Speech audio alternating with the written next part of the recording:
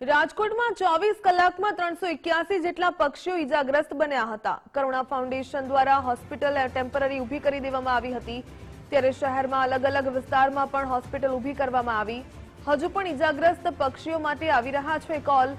80 જેટલા પક્ષીઓના મોત નીપજ્યા હોવાનું પણ સામે આવ્યું। રાજકોટ વાસીઓએ પતંગો ઉડાડી અને મોજ મસ્તી તો કરી, પરંતુ અબલ પક્ષીઓ છે તેમનો કશો જ વિચાર ન કર્યો। આજે પણ હજી પણ પક્ષીઓ છે, ઈજાગ્રસ્ત પક્ષીઓ છે તે આવી રહ્યા છે। કરુણા ફાઉન્ડેશનની અંદર જે કંટ્રોલ રૂમ શરૂ કરવામાં આવ્યા છે ત્યાં પક્ષીઓ આવી રહ્યા છે અને મોટા ભાગે પક્ષીઓની પાંખ કપાયેલી હાલતમાં છે તે જોવા મળી રહ્યા છે। જે કહી શકાય કે કરુણા અભિયાન દ્વારા અનેક જાગૃતિના પ્રયાસો પણ કરવામાં આવી રહ્યા છે કે વહેલી સવારે અને રાત્રિ દરમિયાન પતંગો ન ઉડાડે, પરંતુ જે પતંગો ઉડાડ્યા બાદ જે ઝાડવામાં જે દોરા લટકતા હોય છે ને તેના કારણે પણ હજી પક્ષીઓ ઈજાગ્રસ્ત થઈ રહ્યા છે। સાહેબ છે તેમની સાથે વાત કરવાનો આપણે પ્રયાસ કરશું। સાહેબ, શું આપનું નામ? મારું નામ ડૉક્ટર નિકુંજ પીપળિયા છે। નિકુંજ સાહેબ, ખાસ જે રીતના કરુણા ફાઉન્ડેશન ટ્રસ્ટ દ્વારા જે આખું અભિયાન ચલાવવામાં આવી રહ્યું છે, ગત રોજ કેટલા કોલ્સ આવ્યા, કેટલા પક્ષીઓ ઈજાગ્રસ્ત થયા અને હજી પણ કોલ્સ આવી રહ્યા છે, શું કહો છો?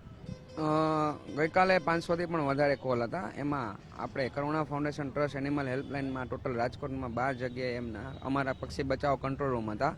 એમાં બધા થઈને 381 જેટલા ઇન્જર્ડ પક્ષીઓ આપણી પાસે આવ્યા છે અને એના ઓપરેશન કરેલા છે।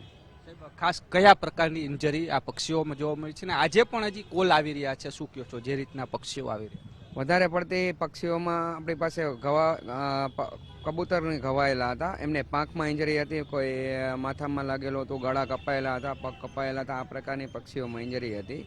અને આજના દિવસે જે કોલ આવી રહ્યા છે વધારે પડતા એ કોલ હોય છે કે ભાઈ અમારા પતંગ દોરીમાં કોઈ પણ તાર ઉપર કબૂતર લટકે છે અથવા ઝાડ ઉપર લટકે છે, જે પતંગની દોરીઓ આપણે ચગાવ્યા બાદ આપણા ટેરેસ પર ના દોરાના ગૂંચળા હોય અથવા કોઈ વીજળીના પોલ ઉપર પતંગના દોરા હોય અથવા કોઈ ઝાડ ઉપર હોય, એમાં પક્ષી ઉડતું એમાં ફસાયેલું હોય છે ને એમાં વીંટોળાઈ જાય છે ને તરફડિયા મારતું હોય, એવા આજના દિવસમાં વધારે પડતા કેસ છે।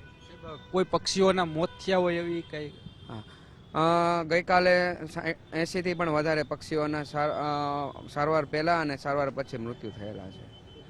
381 જેટલા પક્ષીઓ છે તે ઇન્જર્ડ થયા છે ને 80 જેટલા પક્ષીઓ છે જે લોકોની મોજ મસ્તીના કારણે અબોલ પક્ષીઓએ જીવ ગુમાવવાનો છે તે વારો આવ્યો છે ને આજે પણ જે તારની અંદર કે પછી ઝાડવાની અંદર જે લટકતા દોરા હોય છે તેની અંદર પક્ષીઓ ફસાયેલા છે તે જોવા મળી રહ્યા છે અને હજી પણ કોલ આવી રહ્યા છે।